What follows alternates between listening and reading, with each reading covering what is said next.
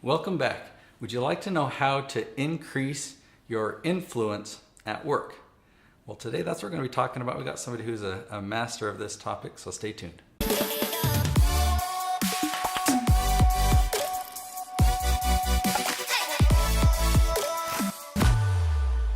All right, so Rob Ferre, welcome back to the show. Thank you. I know that one of the things that you speak on stage about is how to increase your influence at work. So let's just jump right in. How did you get into speaking on that topic? Well, the thing is, I actually came to it by accident. I didn't realize what influence was a couple of years ago. And here in Utah, there's a lot of people who use that term, influence or influencer. Mm-hmm. But basically, I came into it by business networking and trying to find my way within my own community. I work in the wedding business. I work with wedding professionals. And about 8 years ago, I was invited to an event. It was called Women in Weddings and Some Guys Too. Okay? And I was one of the some guys who was invited to this event. And it was at a restaurant, and we get there. And I walk into the room, and sure enough, there were women everywhere, a couple of guys, some men. And I sat down at a table with another photographer, a florist, an event planner, and we started chatting and we started talking. And I didn't know what this was. Apparently, this is called networking. Mm-hmm. I didn't know what this was at the time. And it was a great event for me to learn from other people, exchange cards, and gain relationships. And I think the most important thing about influence is gaining relationships, but authentic relationships. Oftentimes, we're trying to gain influence by trying to see how many cards we can gather, how many people we can know, how many people we can work in the room. Influence can be through the relationships that you create, the people that you take home with you. I went on a flight back in 1996 to Israel. And I remember this flight because there was a man on the plane that I sat next to. And oftentimes we don't engage with people on a plane. We say, I'm just going to keep to myself. But this man engaged a conversation with me. I was in high school, and this guy was a business professional. And we had this conversation. He got my email address, and we started keeping contact. And I'm still in contact with him today. But I remember the thing I remember most about that conversation is what he said at the very end. I collect people. I collect friends. And I want to stay friends. And we have been friends. Mm-hmm. And I love what he said about that. And I collect people too. But the thing is, once I collect a person, I want to be able to give them value. I think that's the most important thing as an influencer, is giving people value. People don't just want to be sold to. Have you ever been on LinkedIn and somebody sends you a message and they say, "Hey Nate, looking good today. By the way, have you ever thought about this, this, and this?" I want to be a friend with you before I want to buy from you. Mm-hmm. People like to work with people they know, like, and trust. Okay? And so it's taken us a couple of times to be able to get to know each other. Maybe there have been times where he said, "Hey Rob, let's do this thing. Do you want to buy this thing?" And I didn't quite know you yet. But now that we have created that relationship, now that we've been together, I feel more comfortable. Nate has a reputation that I trust. Nate has worked with other friends. You work with my friend Dr. Paul. Mm-hmm. And Dr. Paul's very successful. And so I say to myself, Nate's doing some good things. But the thing is, you wanted to cultivate that relationship before you wanted to sell to me. And so I think that's the most important thing. And so sometimes we're being sold to, but let's say we're in a workplace and we just need to work with these people. We don't need to buy from them. We need to just work with them.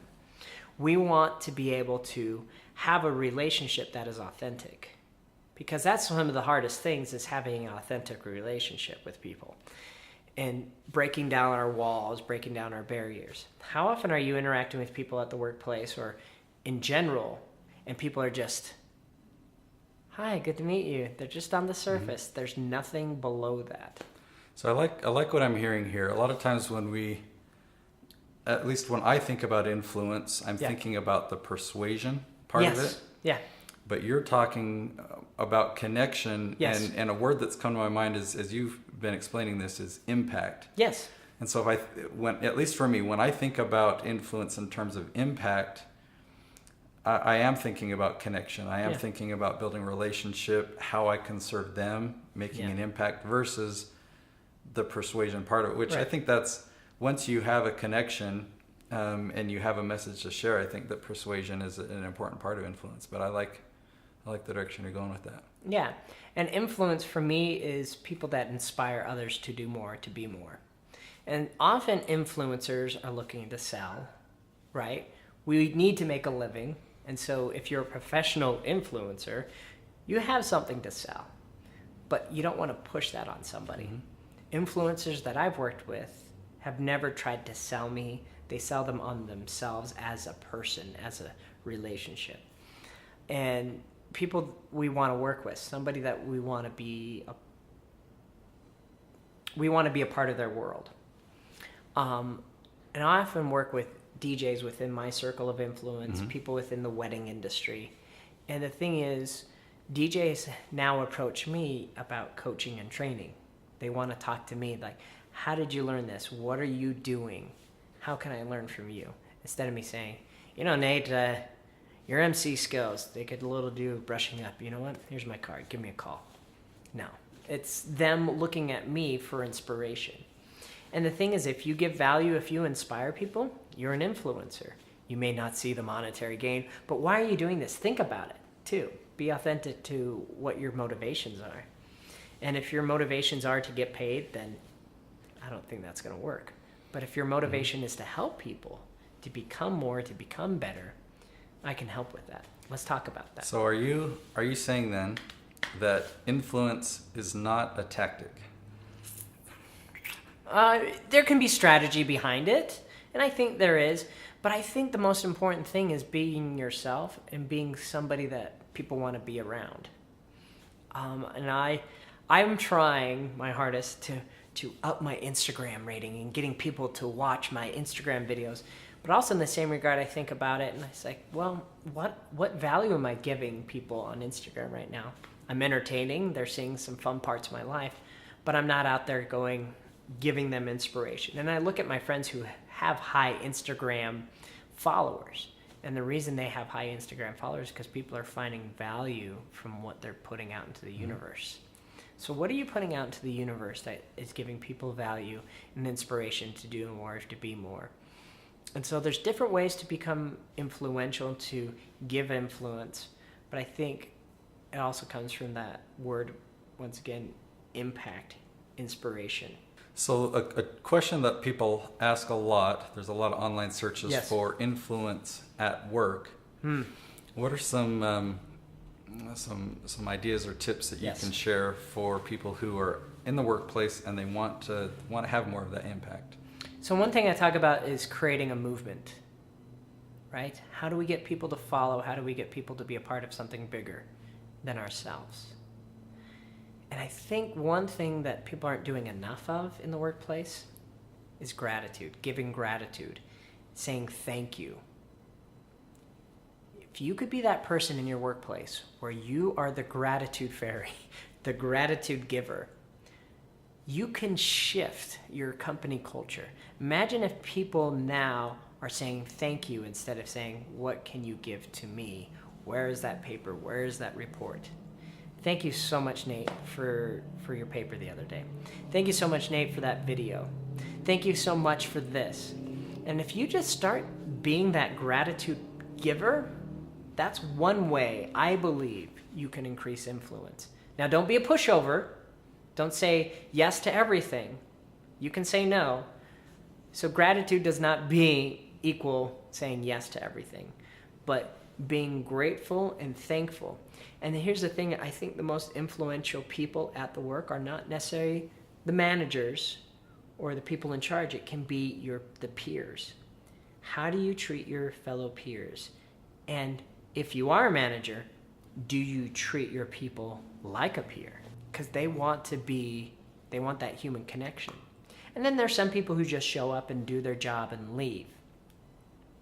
Figure out how you can reach them. And sometimes it may not be a pat on the back. It may not be a go get them. It may not be some motivation. It could simply just be a card, an email saying, I've noticed what you have done.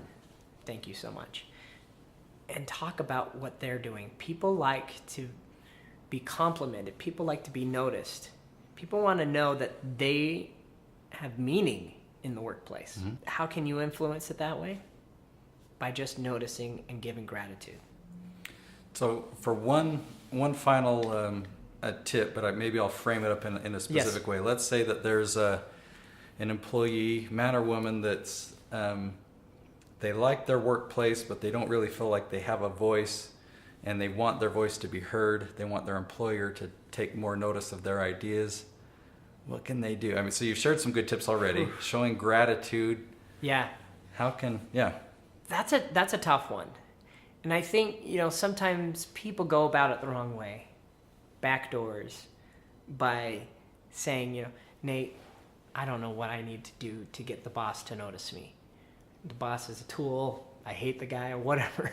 If you start backbiting and start stabbing people in the back and start creating rumors and start not going to the direct source, there's a problem. So kind of choosing what type of person do I want to be here? Exactly. How do I want to create this? Okay. Be direct, because the thing is, you won't know until you ask. If you want things to change, be direct. I always look to my wife as an inspiration about what happened to her in the workplace and what is she doing now. She quit her job because she felt like people were attacking her.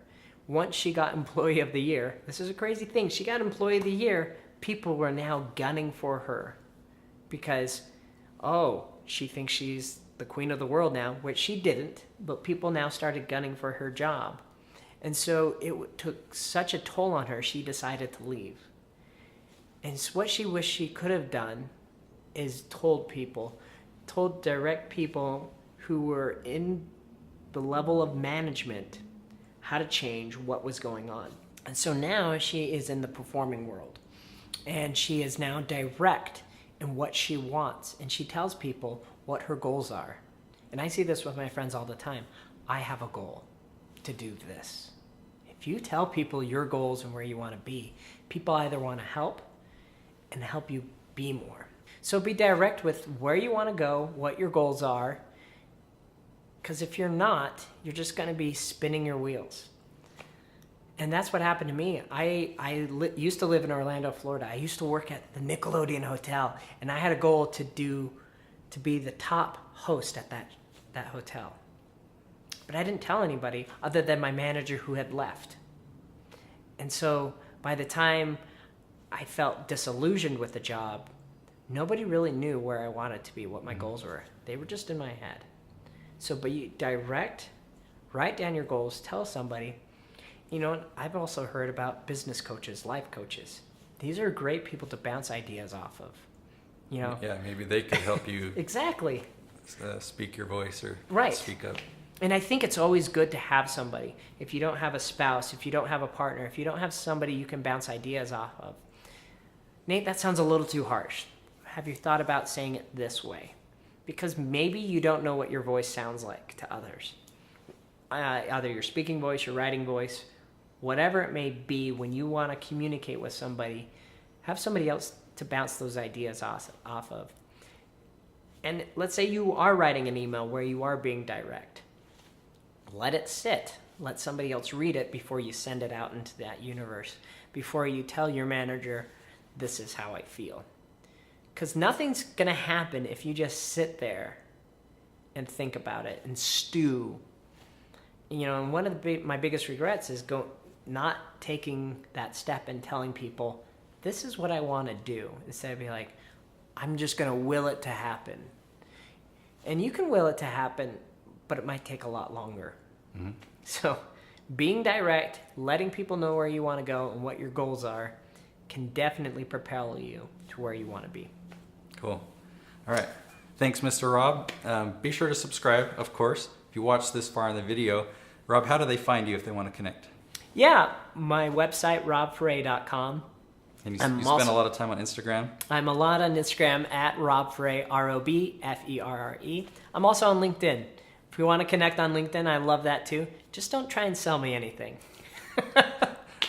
Good advice. So one quick bonus tip, just because I've done some experiments on LinkedIn. Yes. I sent 100 messages to a group of people, and this message was, hey, these are the services that I offer, are you interested? Yes. Okay, I didn't get a very good response. No.